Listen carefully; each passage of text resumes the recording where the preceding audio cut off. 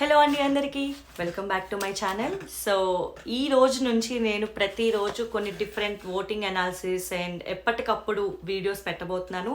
And ప్రతి ఒక్కరు కూడా ఒక కంటెస్టెంట్ని విన్నర్ అవ్వాలన్నా, ఒక ఓట్ వేయాలన్నా వాళ్ళ గేమ్ ప్లాన్ ఎలా ఉంది, ఏమంటారు, ఫస్ట్ 10 వీక్స్ గేమ్ అందరికీ అన్ని గుర్తుండకపోవచ్చు. సో ఓటింగ్ చేసేటప్పుడు ఏ కంటెస్టెంట్ ఎలా ఆడారు, వాళ్ళలో ప్లస్ ఏంటి మైనస్ ఏంటి అని ఒక వీడియో చేయబోతున్నాను. నేనైతే ఆ వీడియో ఫస్ట్ కళ్యాణ్ నుంచి స్టార్ట్ చేయబోతున్నాను. సో ఎవరెవరైతే ఇప్పటికొచ్చి నా వీడియోస్ చూడలేదో చూడండి. నా ప్రతి ఒక్క ఎపిసోడ్కి తగ్గట్టు నేను రివ్యూ పెట్టాను. అండ్ ప్రతి ఒక్క ఒపీనియన్ని ఎలాంటి ఒకవైపే చూడకుండా, ఐ మీన్ ఒకరికే సపోర్ట్ అని చూడకుండా కేవలం ఆ గేమ్ బట్టి, ఆ వారం బట్టి నేను ఎప్పటికప్పుడు ఒపీనియన్ షేర్ చేశాను. ఇప్పుడు నేను చేయబోతున్న వీడియో ఖచ్చితంగా త్రూ అవుట్ ది జర్నీ చూసిందంతా నేను ఒక వీడియో చేయబోతున్నాను, వాళ్ళ గురించి, వాళ్ళు ఎలా ఆలోచిస్తారు ఏంటి అని. సో ఎవరెవరైతే నా ఛానల్ని ఇంకా సబ్స్క్రైబ్ చేసుకోలేదో సబ్స్క్రైబ్ చేసుకోండి. ఎప్పటికప్పుడు నా దగ్గర నుంచి reviews and analysis video, updates video కూడా వస్తూ ఉంటుంది. ఇంకా మిగిలింది 4 వీక్స్ మాత్రమే. ఈ 4 వీక్స్ వీళ్ళ ఆట ఎలా ఉంటుందో కూడా, ఎలా ఉండబోతుందో కూడా చూసిన వెంటనే రివ్యూ పెడుతూ ఉంటాను. సో ఇంకా స్టార్ట్ చేసేద్దామా? ఇప్పుడు నేను స్టార్ట్ చేయబోతున్నా ఫస్ట్ కంటెస్టెంట్ కళ్యాణ్ గురించి మాట్లాడుకుందాం.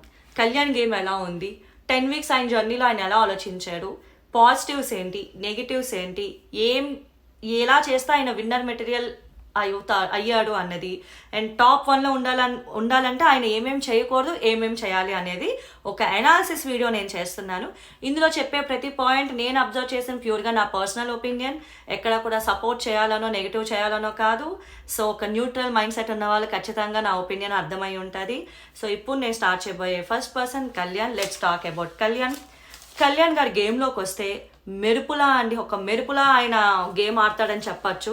ఆ ఫైర్ ఉంటుంది, ఆ సింహం ఒక వేటకెళ్తే ఎట్లా ఉంటుందో గేమ్ విన్ అవ్వాలన్న ఆలోచన, కెపాసిటీ, ఆ థాట్ ప్రాసెస్ అట్లా కనిపిస్తుంది ఆయనది. సో ఒక చీతా ఫాస్ట్గా వెళ్తే ఎలా ఉంటుంది, పరిగెట్టినప్పుడు క్యాచ్ చేయాలంటే అట్లా ఫాస్ట్ ఉంటుంది ఆయన దాంట్లో. ఈవెన్ శ్రీజ గేమ్లోని ఎంత ఫాస్ట్గా ఆయన వెళ్ళి ఆడాడంటే అదైతే సూపర్ అసలు.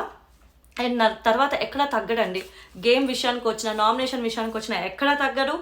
టోటల్ 11 వీక్ వరకు ఆయన నామినేషన్స్ పాయింట్స్ చూసుకుంటే చాలా స్ట్రాంగ్గా పెట్టాడు.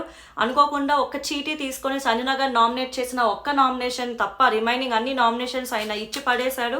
ఆ ఒక్కటి మాత్రం ఆయన ఇంకా తనుజాన్ కాకుండా అప్పటికప్పుడు చేయాలి అంటే సంజనాన్ని చేస్తారు.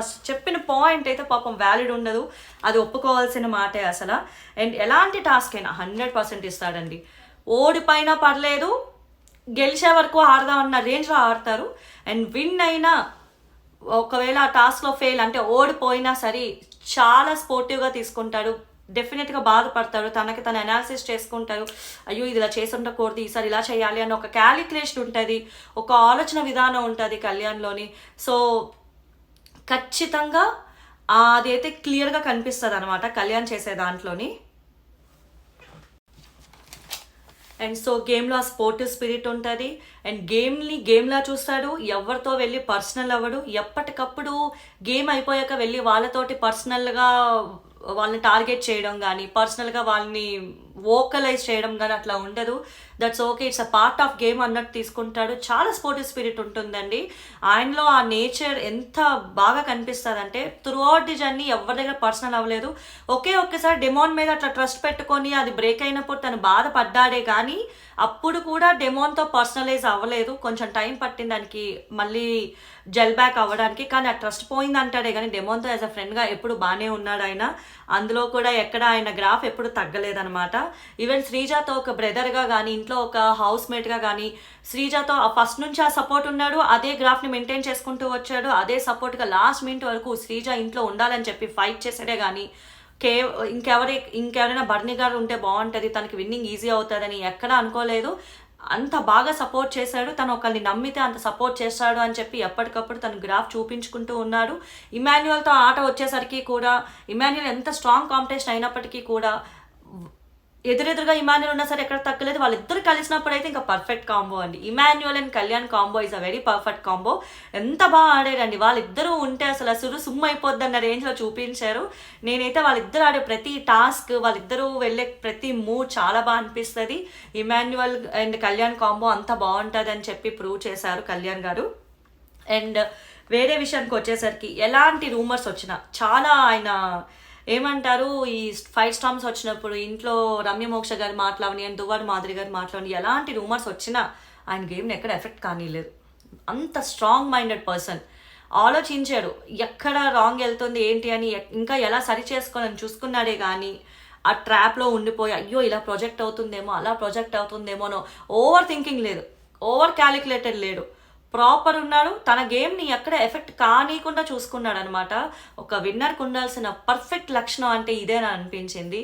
ఇంకా అన్నిటికీ మించి 5 స్టార్మ్స్ వచ్చిన వీక్ ఆయన కెప్టెన్ కదా, ఆ వారం అయిన గొడవలకైతే వేరే కెప్టెన్ ఎటో వైపు నించోవాలని చెప్పి ఒక స్టాండ్ తీసుకొని ఎటో వైపు మాట్లాడచ్చు. కానీ కళ్యాణ్ అట్లా కాకుండా చాలా పద్ధతిగా, పేషెన్స్గా, చాలా బెస్ట్గా ఆయన బ్యాలెన్స్గా అనలైజ్ చేసుకొని మాట్లాడాడు. ఎవరిని ఒక మాట దూషించకుండా, ఒక పదం రాంగ్ వెళ్ళకుండా చాలా ప్రాపర్గా మాట్లాడారు. ఆయన త్రూ అవుట్ ఆ వారం అంతా చూసుకుంటే ఆయన చేతిలో దండం పెట్టచ్చు. ఆయన పేషెన్స్ని ఓ రేంజ్లో టెస్ట్ చేశారనమాట. అది తువ్వాడ మాదిరి గారి గొడవలు అవనియండి, ఆ రాత్రి నిద్ర పట్టట్లేదని చెప్పి పెట్టిన పంచాయతీ అవనియండి, రమ్యమోక్ష గారు పెట్టిన పంచాయతీ అవనియండి, తర్వాత అయేష్ ఆయన రీతు గొడవలు అవనియండి, ఎక్కడ కూడా ఆయన కూల్నెస్ లూజ్ కాలేదు. ఒక కెప్టెన్గా తను ఏం చేయాలో అలా చేశాడు, అలా ఉన్నాడు, అంత పద్ధతిగా హ్యాండిల్ చేశాడు. దివ్య గారు అండ్ దువ్వాడ మాదిరి గొడవల్లో అవనియండి, ప్రతి చోట కూడా ఆయన చాలా బ్యాలెన్స్డ్గా వెళ్ళాడని చెప్పుకోవచ్చు అనమాట. ఎక్కడా కూడా తగ్గలేదు.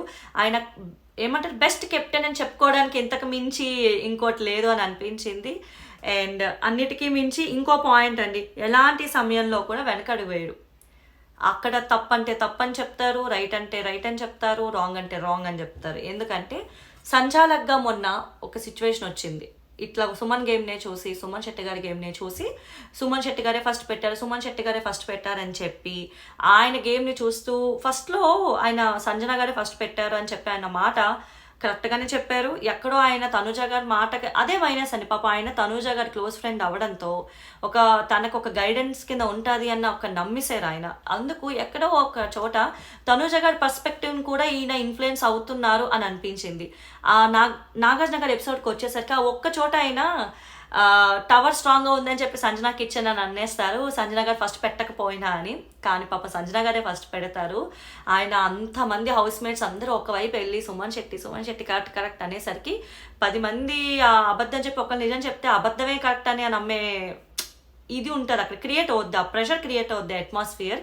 అయినప్పటికీ కూడా పాప ఆయన అట్లా ఒక చోట రాంగ్ ఆ క్యాలిక్యులేషన్ ఇట్లా మిస్ఫైర్ అవుతుందే కానీ ఫెయిల్ సంచాలక్ అన్నా, ఇలా అన్నా అలా అన్నా ఎవరి మాటలకు ఇన్ఫ్లుయెన్స్ అవ్వకుండా తను ఒకటి ఫిక్స్ అయితే దాని మీదే వెళ్ళారు, ఒక మాట మీదే వెళ్ళారు, అదే మాట మీద ఉన్నారు.